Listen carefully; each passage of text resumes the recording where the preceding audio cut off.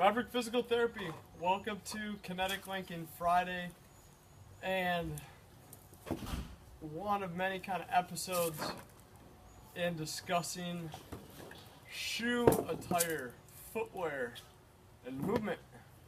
One of my favorite little discussions to engage in. I had this cool little quote and this little picture that my sister made for me one of my birthdays, one of my existence days of time on back. And she knows how I have a deep affinity for Dr. Seuss, and living probably a good 10 miles east of him, the little picture, creative artwork, it reads, "You have brains in your head, you have feet in your shoes, you can steer yourself any direction you choose, you're the one who will decide where to go." Dr. Seuss. Interesting.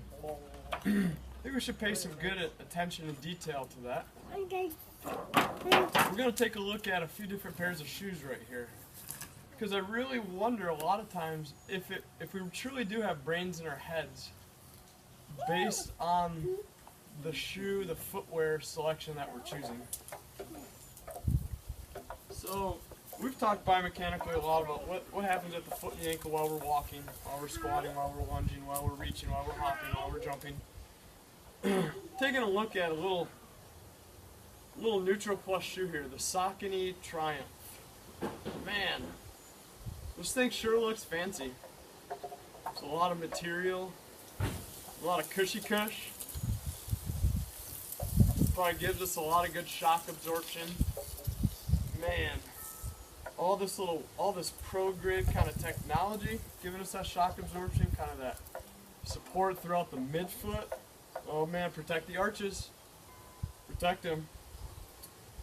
But what on earth? So I can move the first kind of right in the front of the shoe. If I roll it up, everything hinges about a few inches in, 4 inches in. Other than that, this thing doesn't move unless I get a steamroller over it. And then it's really not going to move, it's just going to get smushed. Which is what we're going to do if we continue to wear shoes like this. So let's take a look at this, people. Let's go back to a little quote here. You have brains in your head, you have feet in your shoes. You can steer yourself any direction you choose. You are the one who will decide where to go. Back in the 70s, shoe companies thought it novel to take advantage of research and fancy little names that Mr. Webster had put within his dictionaries. Man, hi, Chippy the Elf.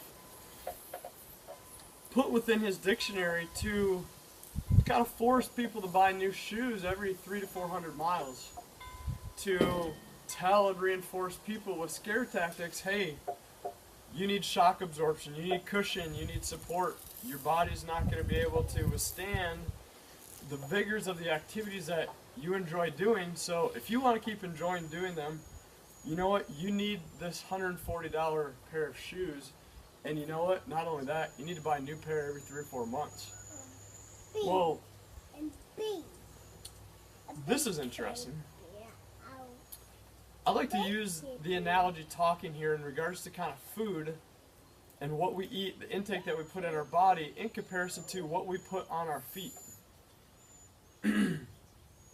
I would surmise that if I went to, or had a patient that went to McDonald's, Burger King, In-N-Out, Jack in the Box, these fast food-like places, sucked down their high fructose corn syrup and soda for weeks, for months, for years, accumulation of all of the above, that no doubt they're at a severely high risk for diabetes type 2, peripheral vascular disease. When we talk about our CVA type stuff, our atherosclerosis, our decreased compliance in those arterial venous like systems, our high blood pressure, our high cholesterol, that internal system is going to be pretty crappy. In comparison to going to a Sprouts, a Trader Joe's, a Whole Food store, growing your own food with your own garden, if you have the opportunity to do that. Not to rant, but I will. I think this is a really important issue. So, those that use that coinage of those phrases and technology didn't really have a lot of sensibility and knowledge when it comes to functional biomechanics. I would actually scratch my head and say absolutely none. Very little at best. When you take a look at a couple terms that define the shock absorption and cushion within a shoe, we're taking a look at drop and we're taking a look at stack. Stack, I think of Oreos, I think of cookies, I think of buildings that are stacked up. And the same thing goes with that definition, the distance from the bottom of the shoe to the inside of the shoe underneath kind of the heel. The drop is the angle from heel to toe. A lot of these shoes, man, you're looking at 14 millimeters to 20 millimeters, which puts the body in this primed, let me restate that again, let me say that again, reiterate that, this primed position in which these sensory receptors are not able to be turned on due to mobilization not being able to take place throughout the foot and the ankle in transformational zone 1 and transformational zone 2. It would be similar to wearing heels all day. If you wear heels, you might want to reconsider. If you don't, good for you. So when we take a look at this shoe, I've got a ton of hinging all up, well up into that forefoot. I'm not even talking so foot-wise here. When I get mid-tarsal or slash transverse tarsal, tarsal metatarsal, there's a lot of that hinging that's just taking place in the flanges, and it's like, what the heck? That's not even a joint. Those are 5 bones. What on earth? So let's take a look at some of this now with some questions. So let me ask you a question. Why are you wearing what you're wearing for what you're doing when it comes to your footwear and attire? And who have you gotten your information from? Is your heel free to move inside the shoe? Is the rear foot and the midfoot of the shoe free to move? How about that midfoot? How about the forefoot? How about that relative motion, that disassociation that we so cherish like a golden nugget? How about that transformational zone 1 of gait? Is your calcaneus able to evert so that your talus can get evert, and so that they can both plantar flex, both adducted / internally rotate to give us good eversion of that subtalar joint? Are you wearing a shoe that has too much drop that's not enabling you to load up this mid-tarsal joint and open him up and to increase the congruency in transformational zone number 1? If you're in a little bit of a high-heeled position, anything over 4 to 6 millimeters, you're pretty much hosed.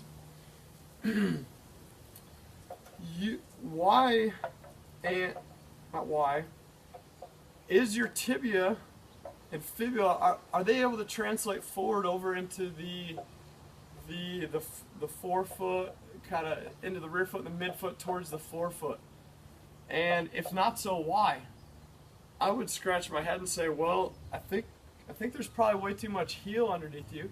I think there's probably way too much shoe underneath your rear and your midfoot. That mid-tarsal joint, are we able to get that relative inversion? Are we able to get that relative inversion of that joint and that dorsiflexion, that abduction, that 3-dimensional loadability? Because if we're not able to get all that stuff, you are not loading this, the big, powerful butt and hip. If you're not loading that big, powerful butt and hip, guess what I see? I see tons of tendinopathy related issues, failed tissue healing, tendinitis, progression to tendinosis, reactive, dissociative, and degenerative. Different stages of the degeneration of properties of that tissue, which, depending on the progression, the severity of it, is irreversible neural and blood supply, health of that tissue. Are you able to freely move so that, man, you saying hi? Yeah, you go barefoot only, don't you? So come back here with Dada. Here, come look at Daddy's shoes. Come back, come look at Daddy's shoes, come. Look at the shoes. Whoa, look at the sign right there. Are you able to, with your shoe, You go to a shoe store, New Balance Minimus, little trail series here. You're able to take your shoe. What should meet the criteria? You need to be able to roll this thing up like a fruit roll-up. Lengthwise, heel to toe. You need to be able to roll this thing up from outside to inside. You need to be able to twist it up like a washcloth. You need to be able to put this in your back pocket unless you have jeggings or skinny jeans on. You need to be able to have an awareness and purposeful intent with what you're doing and how you're moving so that we don't develop these degenerative-like characteristics, these capsular hypomobilities and restrictions down in the feet and the ankles, these IT band friction syndromes, this meniscus, this cartilage degeneration, this wearing away of the hyaline cartilage of the tibial-femoral joint, the talocurl joint, the ankle joint, and of the hip joint from a lot of friction being placed in one area due to a lot of compensation and inability to be mobile three-dimensionally in a big ginormous area throughout all joints. You need to be able to wear a shoe in which you're able to feel and understand your limitations, your restrictions, and your thresholds. You need to be able to base your recovery time on how you're feeling. You need to be able to be courageous to explore and to be creative, to be able to think and act differently than everybody else. If long-term wise, now I realize a lot of us, okay, we want to go out, we want to thrash away at 10 or 20 miles so that we can plaster that 13.1 sticker on the back of our car, that 26.2 or that 50.0 sticker on the back of our car. But you know what, let me tell you what, I love the people that put that 0.0 on there, sticker on their car too. I think it's pretty funny. It's almost like the stickers for honor roll students and kids that parents have. Pretty funny. We need to be able to sustain consistent, efficient movement for a prolonged period of time.